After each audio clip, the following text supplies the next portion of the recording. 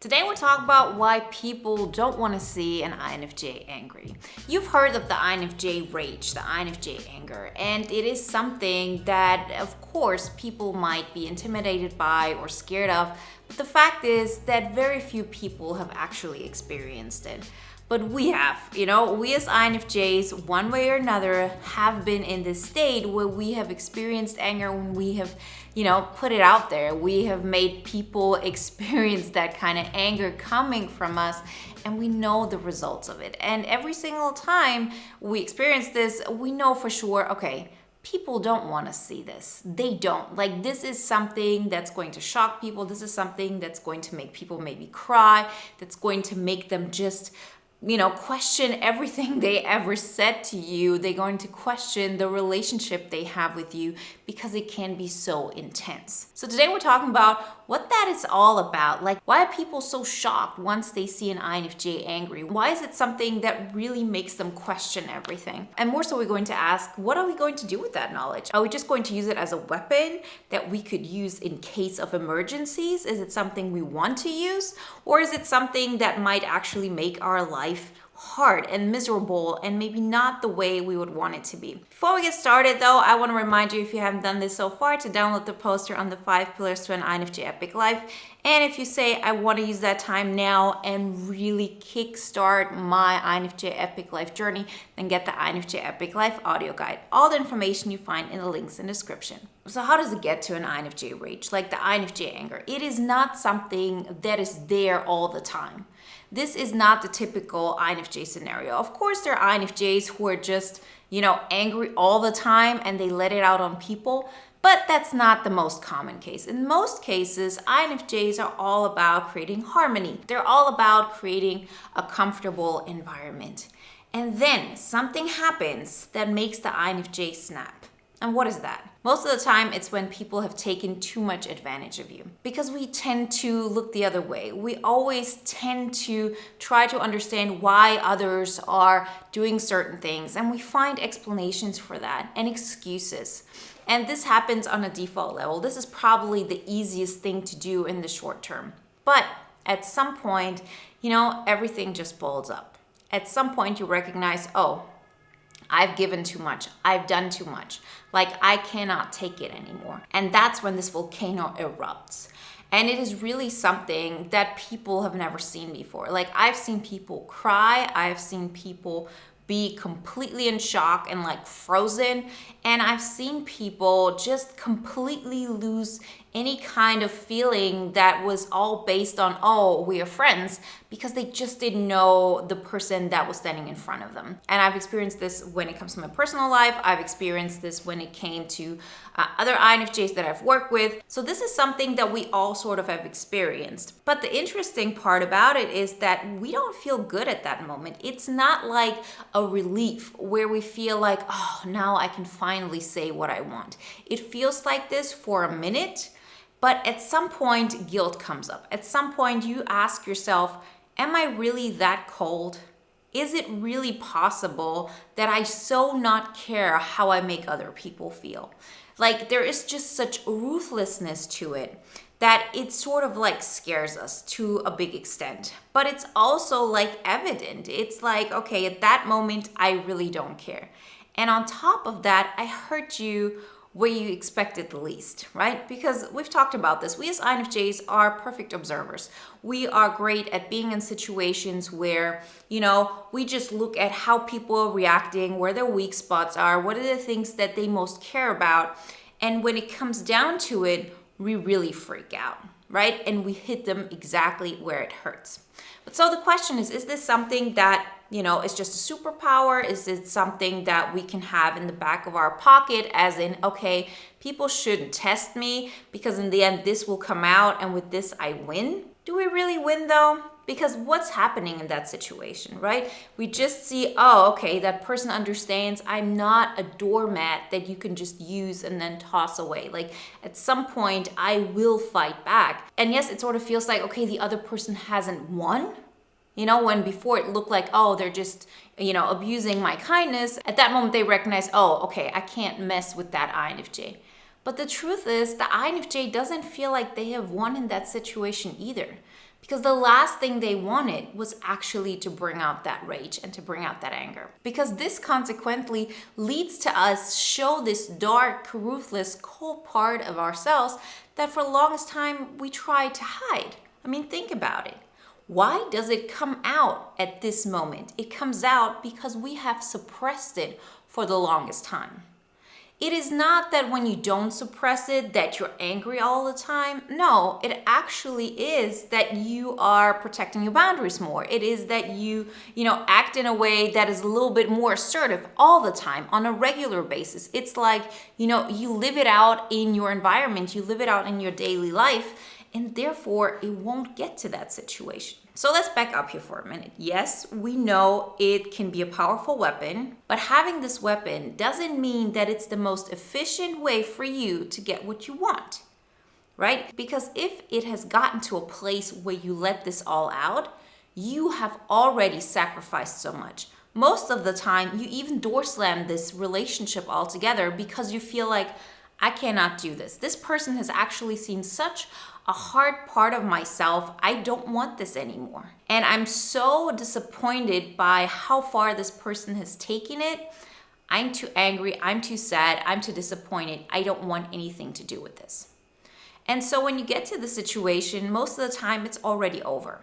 And you might ask yourself, okay, but doesn't that mean that the person never deserved to be in your life?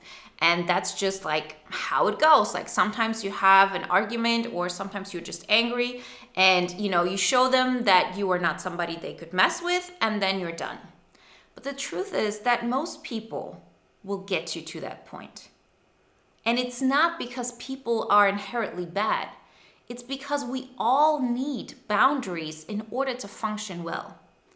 We all have something that we struggle with. And some of us just take it in, others take it out. Both strategies are not healthy. They're not healthy for the individual and they're also not healthy for the person that, you're in a relationship with. And I'm not talking about just, romantic relationships. I'm just talking about whoever you have any kind of communication with.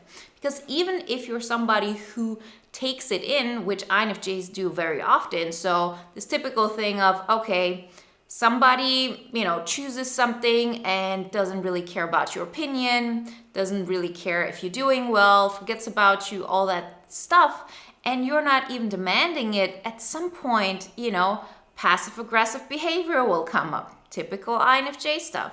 If that doesn't work, at some point, you're going to really, get that anger out, and then it's even more uncomfortable. All that time when you say, oh, okay, I understand where the other person is coming from. I know they're hurting. I'm looking at what's best for them and I neglect what is best for me. This anger rises up in you. So during that entire time, you're suffering and that other person is suffering. The same thing happens if you're somebody who externally expresses rage, right? This, on the other hand, is not a typical INFJ scenario, right? This happens more with extroverts that they tend to, push out their anger way too much to the outside. So in this scenario, also, neither of the parties is really happy because the person who expresses anger all the time, they're not recognizing what's going on within them that causes them to be angry. So they're unhappy during that entire time, and so is the person who's receiving all of that anger. That being said, it's not on us to make everybody else feel good. It's not on us to heal other people's anger issues.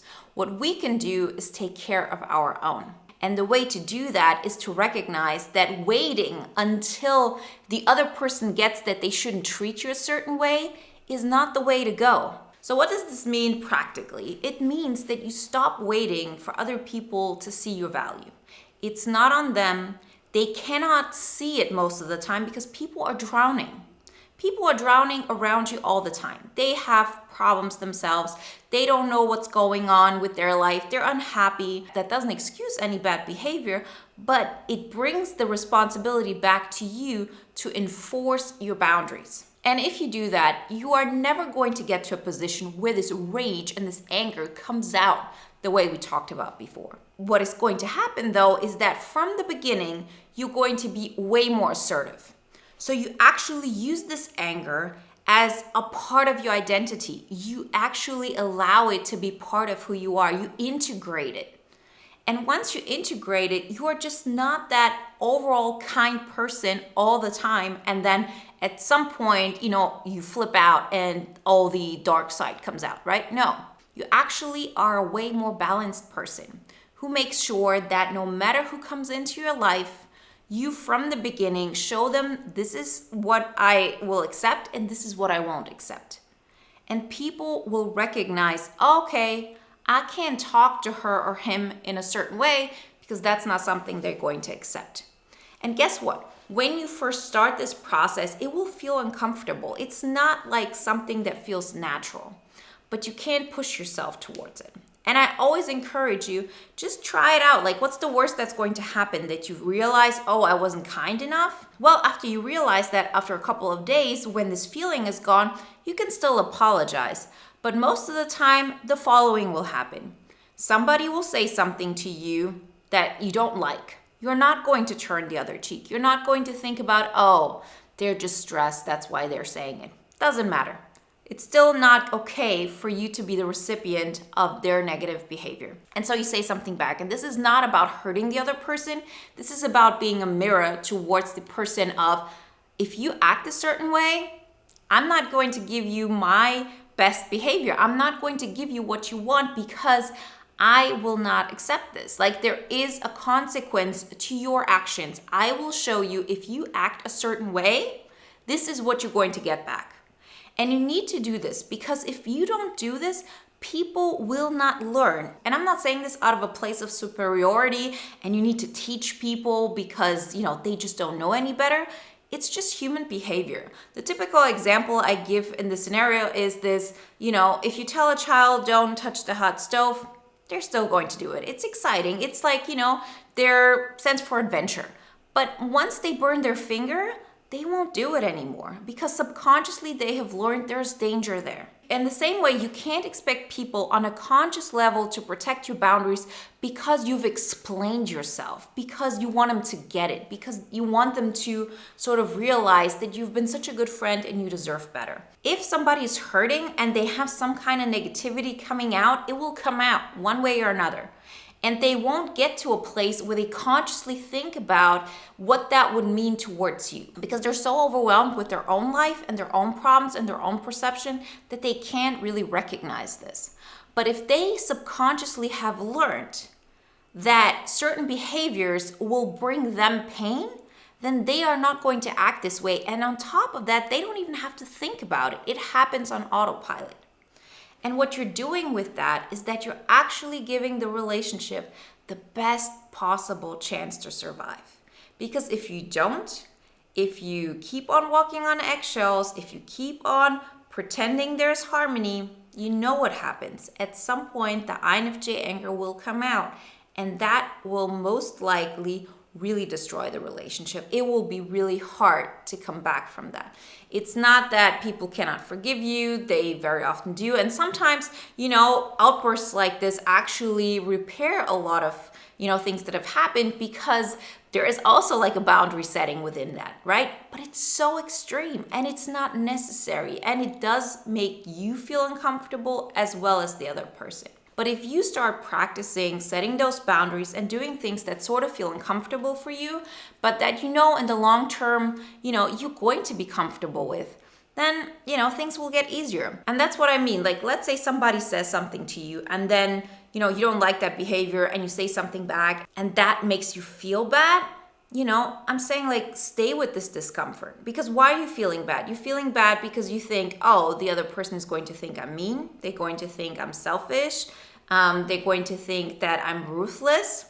Maybe I was even too mean. Okay, these are your thoughts at that moment. You don't know if these thoughts are rational or if these thoughts are happening because it's like this fear of abandonment or if it's a fear of ego loss because your ego is based on being a person who's overly kind. But if you sit with this discomfort, or some people say, do EFT tapping, like whatever works for you best. But if you stay with this feeling until this feeling subsides, so you wait a couple of days, you don't go directly back and apologize, you don't directly go back and, have a new opinion and try to change everything that happened. No, You know you feel bad, you stay within that, and you wait until this feeling goes away. Once this feeling goes away, you can make a way more rational decision. And that decision could be, okay, I was too mean. I need to apologize. I need to roll back a little bit. Or that decision can be, well, now that I'm completely, emotionless about this, I acted correctly right. This would be exactly what I would recommend a friend to do if they were in a similar situation that I was in. And that's a place where you can then decide, okay, what is my next step? Am I going to act in a similar way in the future or not? But the great thing about this is once this emotional response is gone, that first emotional thing, you're not going to feel bad anymore for demanding those boundaries to be protected. It will feel natural. It won't feel like you're a bad person. It won't feel like you're ruthless or mean. And before you know it, you will just have integrated this in your life completely.